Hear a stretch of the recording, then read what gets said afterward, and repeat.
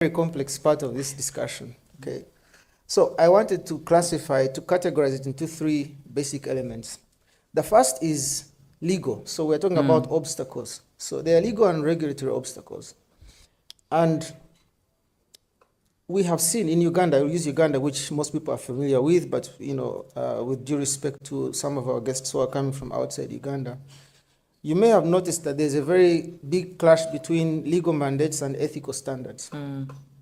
And that, in my view, over the last decade or so, has tended to create a very turbulent atmosphere, especially in as far as professional conduct is concerned in these public institutions and what the rules say.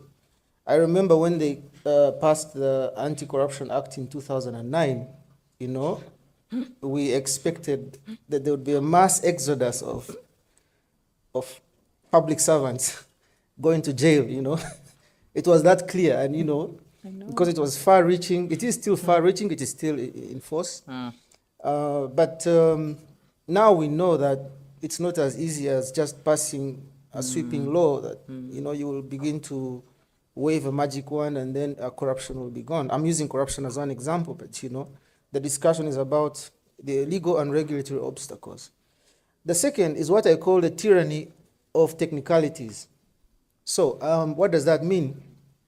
If I am a corrupt public official and I am caught in the act and there is sufficient evidence to prosecute me, we can go to court, and if I have good legal representation, I can have the ruling of that court expunged from the record because I can appeal, and all of a sudden what happened before that no longer matters. It's a matter of public record, it's a matter of public court records.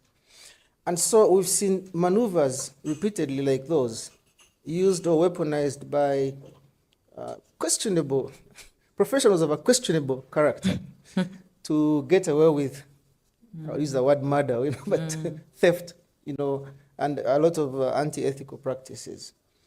But then that I'll leave to the audience to think deeply about.